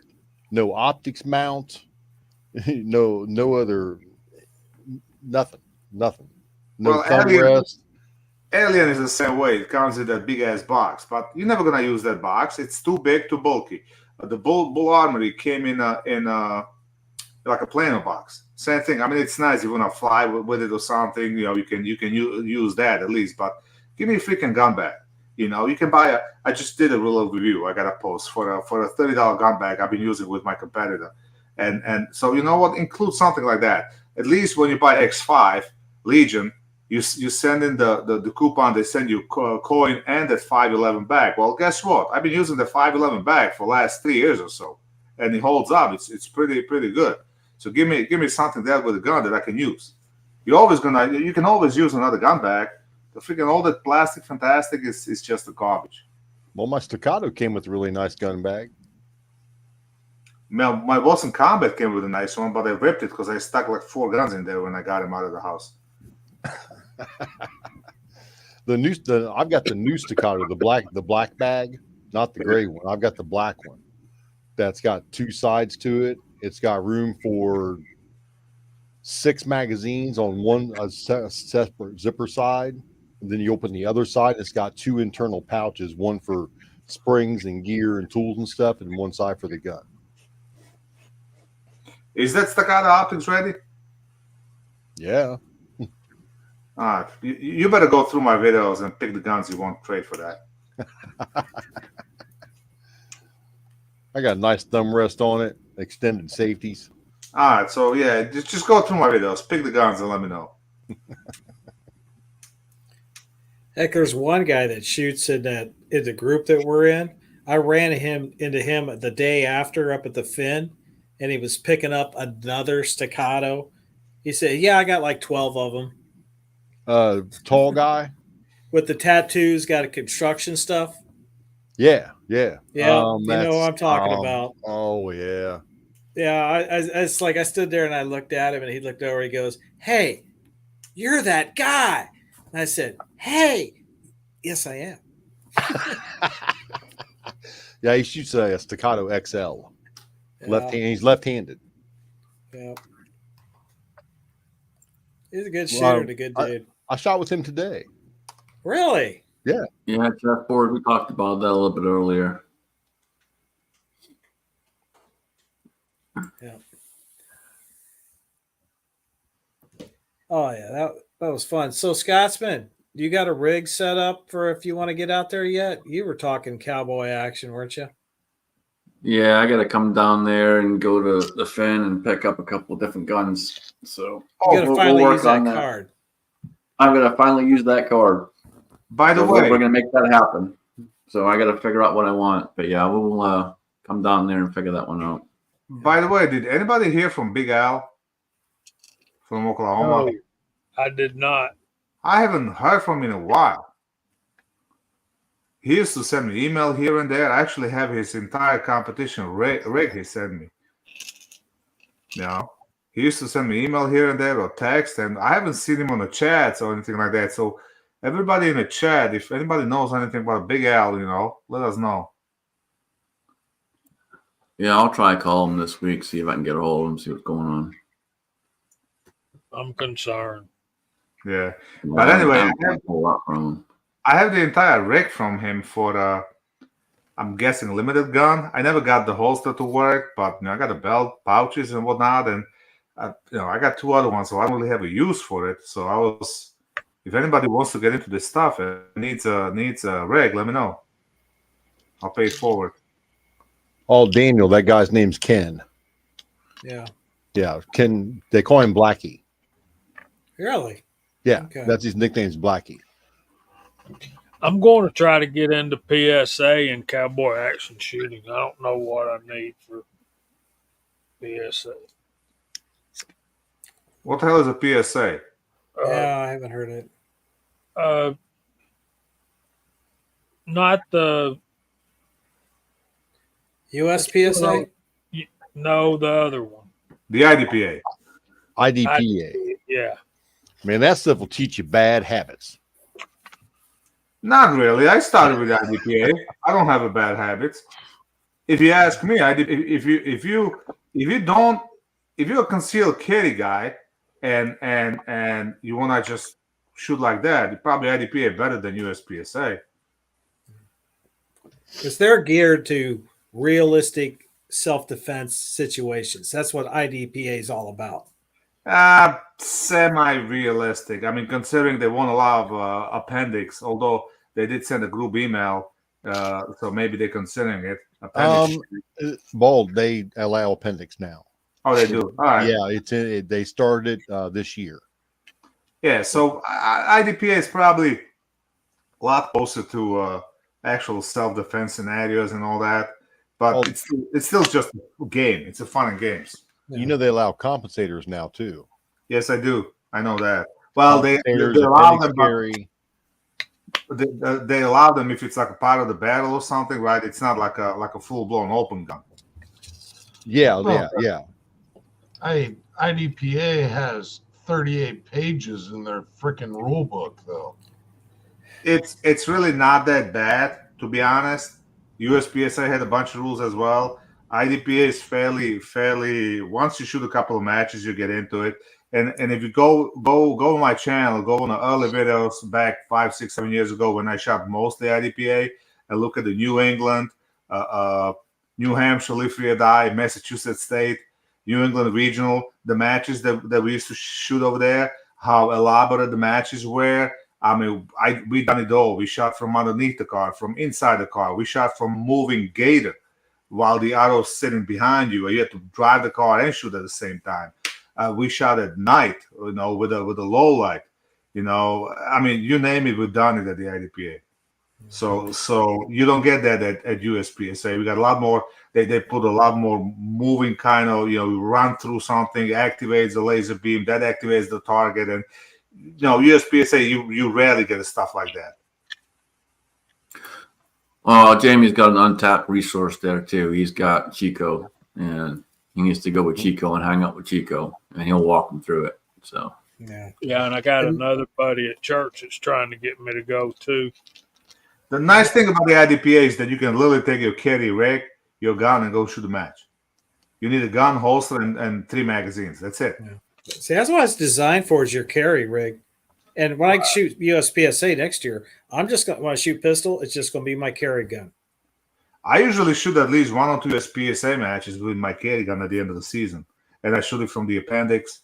It's gonna be a lot tougher this time, but my next carry gun is gonna be the new X Macro. I really love that gun. As much as I love the XL, the X Macro is just a step above. Just change your slide in your barrel. No, the X Macro is a grip module. 16 round magazines in a free state, not in this state. For some reason, every magazine in this state is only 10 rounds. You guys got shorted. It's all New York's fault that in IDPA everybody's limited to 10 rounds. It's all Bald's fault. Oh, yeah. But now in production IDPA, you can run 15 rounds. You know that, right? No, I haven't Daniel? shot IDPA in a long time. Daniel, as of the first of this last year, 15 rounds is production. Yeah, I only shot IDPA once, and that was a Scotsman over there. And he had a great time with that Winchester white box. Oh yeah, it was fucking fantastic. That Should have known better. It had to Scotsman. be. It had to be the gun. What did you shoot? A Glock?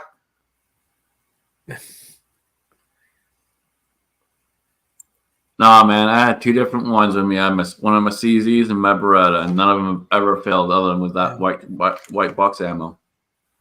He was, I mean, I had extra ammo there, and I said, use it, take it. He said, "No, I'm good with white box. Yeah. I like malfunction drills during He shooting said, and timing." He goes, I watched that video Ball came with, all your crap, keyholes. I said, fine, you go shoot that white box. Well, I was long before your keyhole bullets, but yeah, no, it was definitely a lot of malfunction drills, that's for sure. Yeah, you gotta learn that too. Well, it is good learning too. I mean, if you're going to go to a match and take something like that, expect it. But then it's also malfunction drills because that's real world. You see videos of police in defensive situations against assailants, and all of a sudden stuff's stovepiping and not feeding, failure to feeds, and they've got to drop the magazine and clear it and get back onto it because they are in a gunfight. So you've got to learn to do it. SIG came out with a couple of guns to show if you have the improper grip, because they will stovepipe every time if you have an improper grip. And that's those little 22s SIG's got. Because I went to this fundraiser, and everybody in front of me, they were having stovepipes, misfeeds. I mean, every other shot and stuff. And it's like, man, what kind of trash is this? I get up there, boom, no malfunctions, nothing.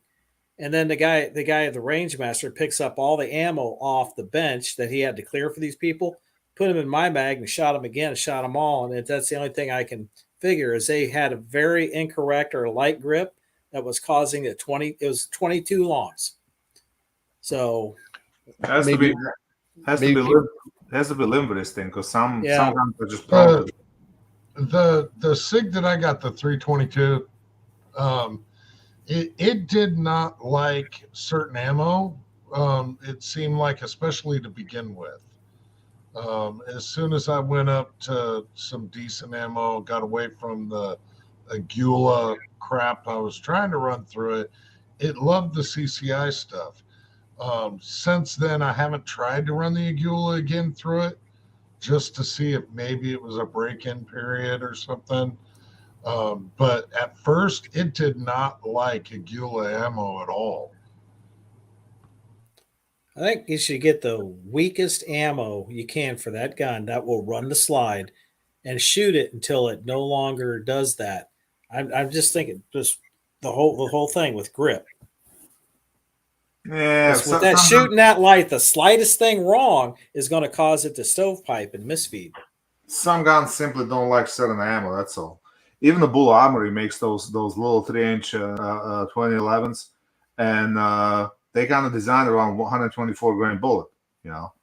That's pretty much what they suggest to shoot with. So some guns, if it's not a full size gun, then they simply design around some ammo.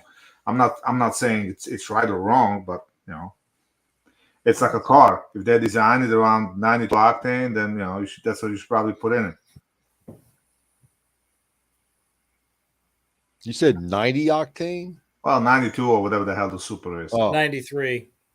You got 87, 89, and 93 around. I don't know. I put the cheapest crap in my truck. My 6.4 Hemi doesn't care. The cheapest gas. Are you kidding me? That thing wants at least 91. Yeah, my ass. You should be running that 6.4 on 93. Yeah. At freaking 450 a gallon, absolutely. At 50 miles to a gallon. Hell no.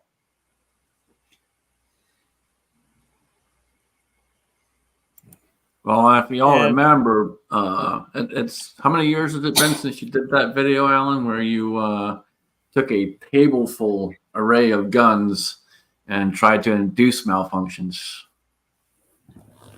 Yeah, that video's got to be 2-3 years ago now, and that was the makeup video. The original video might be the highest viewed video on my channel because it was like the most hated. But the second most would be me knocking on a particular company for their shitty customer service. But yeah, the you know, the limp wrist video. Yeah, I couldn't get anything to not malfunction unless it was a Glock or a Canic. Eventually, when Redbird came out, she was carrying a Canic. She loved her Canic. And she was actually disappointed because she was the one that was actually able to induce both of those malfunctioning.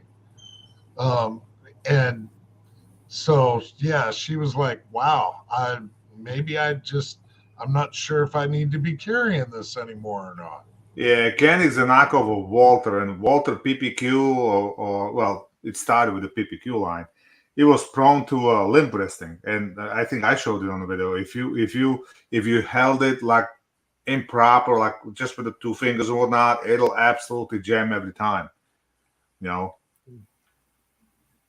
some guns simply need something to go against.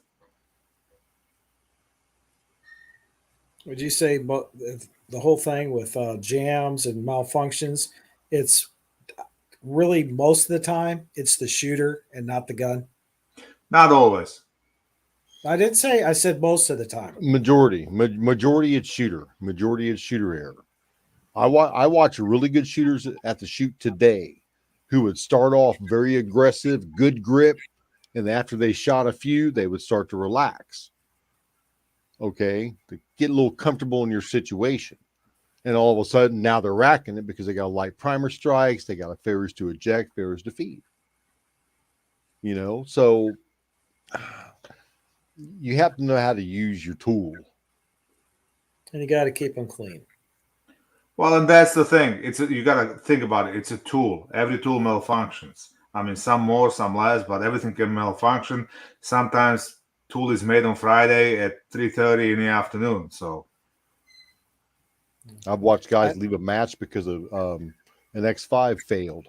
I've watched guys leave a match or, have to stop shooting because a CZ failed. It doesn't brand doesn't matter. It's a tool. It's a mechanical object and it's going to fail. It's going to fail. It's just a matter of when. The CZ failed? Yeah. CZ's failed, Daniel. I only had mine fail once, but then it turned out because it was South American primers, they got salt water and they got wet and they still went ahead and sold them. Yeah. We ran into that company and my boss, Heath, told them to. Not interested, buddies. yeah, we bought some of those. They run good in the heavier guns in a hammer fire, but striker fire don't like them. Oh, this is through a hammer gun, but I haven't had that happen since. I've just been shooting CCI, Remington, and Federal.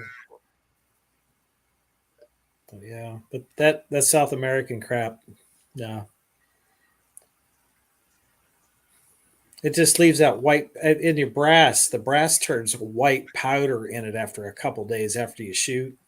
So it's like that tells me corrosive. Yeah.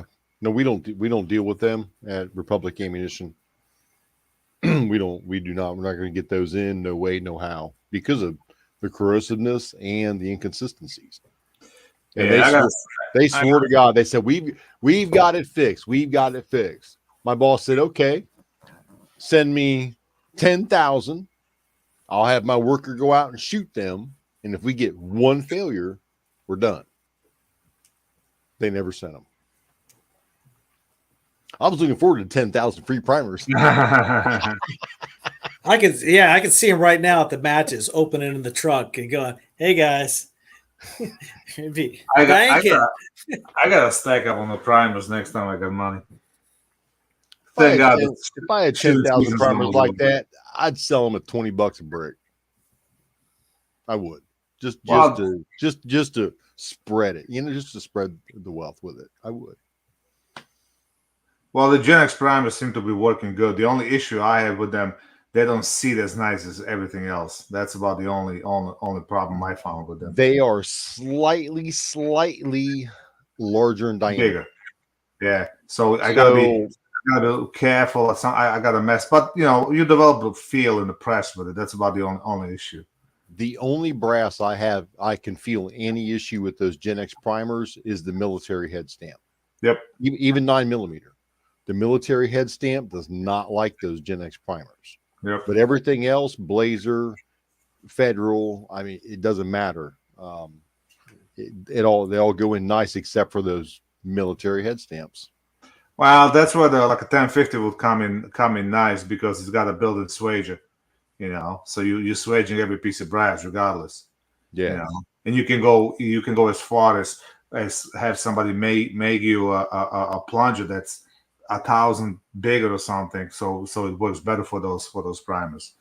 So that might be a next investment eventually for 1050 or the red press. What's the other one? A Lee? No, not the Lee. Nah, not the Lee. What's the other one? The Hornaday? No. You said red. No, it's red. It's they make it. You can buy it with auto drive as well. Oh, who the hell is that? That's red? You talking the Mark 7s? Yeah, Mark 7s, yeah. Mark 7s aren't red. Well, reddish. We got 4 of them at the shop. They're not red? No. Mark 7s are black, dude. Yeah. Then, I don't see color. Black, red, Hey, Scotsman, put up X Adam 1's little thing there. Up present. I didn't want to say I didn't want to be called racist, so. Now, 1150. Where I go, it goes on 11.99 for a box of 50 for that Blazer CCI and 124 grain. But if it's, I'm hoping to see it, but I've seen a price jump to $15 and $16 at normal prices, and that's ridiculous. But the Blazer brass, that's my favorite brass for reloading because it shoots through my PCC the best and helps perform the tightest groups. I've never noticed that, Dan. I mean, I know you do. I know you noticed that, but I can shoot mixed head stamps from military to whatever, to ZQI brass, and I don't see any difference in anything personally. But I mean, if you do, I'm shooting 50 yards off of bags, going for groups. So I'll do it at 25, then I'll back up to 50 off of sandbags, going for groups. And with the PCC, it's going to really show. Y'all talking about pistol? Yeah, pistol caliber carbine. But also, the mixed stuff with my other pistols and stuff, I've always shot mixed brass. But then going out there, shooting for groups at longer distances, it's like open. It's really consistent. It's different manufacturers, that thickness on that wall and everything. There's going to be differences. It's going to change that powder burn, but also the crimp. It's going to see some differences.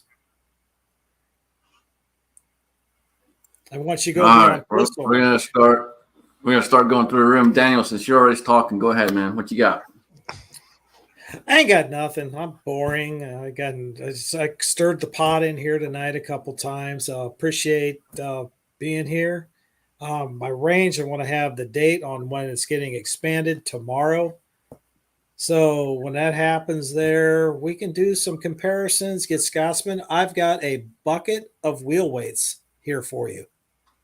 Okay? Because I've already got a huge stack of lead ingots. And these guys keep giving me these wheel weights whenever they see me. I don't know why. I'm a jerk. But they said, hey, we seen that video where Ball's complaining about that. And from then on, they've always gave me wheel weights. But nice seeing you guys again. Deer season is right here at the end of the month. Squirrel season's in. Scotsman, you still got Lakeview's thing going. Bald's raffling. He's raffling tickets for a gun. Come on, people. Let's get all this stuff up, raised, and get all this stuff done with and take care of our brothers. Thank you. Absolutely. Appreciate you, man. Gene, what you got, brother? Man, about the same as Daniel. About nothing. I just got to work this week. We got big old bags of brass coming in and these sorted out. I have a nice little assortment of different goodies for the Georgia Shooting Connection for What's Hot Pot Got. I love doing that. That's a good time. But, man, thanks for having me on. It's been a good chat. Nice side chat out there. It's good to come in and get beat up a little bit, you know? Some days we just need it. Thanks for having me, Scotsman. I appreciate it. Panel members, man, love you all. No homo. Absolutely, man. Appreciate you. Val, what you got, man? Same as all of them, not a whole lot. I put a link to Gives and Go and a video and my building channel. I might be posting more on that. I'll put a match video up and a couple other things I'm working on, and that's about it. You know, thanks for having me. It was a great chat. And everybody have a nice week. I appreciate it, brother. Jamie, what you got, man? Working on another 308 video Friday night, Georgia Shooting Connection, 8 o'clock. Thanks for having me. Always look forward to spending time with you guys. Great side chat. Awesome, brother. Appreciate you. I got a few videos loaded, ready to go, so we'll get those out periodically this week. Appreciate everyone up the side chat. Alan, take us out right, brother. All right. Well, thank you. Had a great night chatting here tonight. Always good to have the folks on the panel that we've had and the side chat just hopping. Good to have everybody. If you're interested in a 3.5 hour long video on the chemical composition makeup of lead paint and its similarities to the current crisis that we're having in New Mexico, don't look at my channel because I won't be posting that. It just won't load. It's I have it filmed. It just won't load for some reason. YouTube must not like it. But what I can tell you is to keep them magazines loaded and one in the chamber. Woo!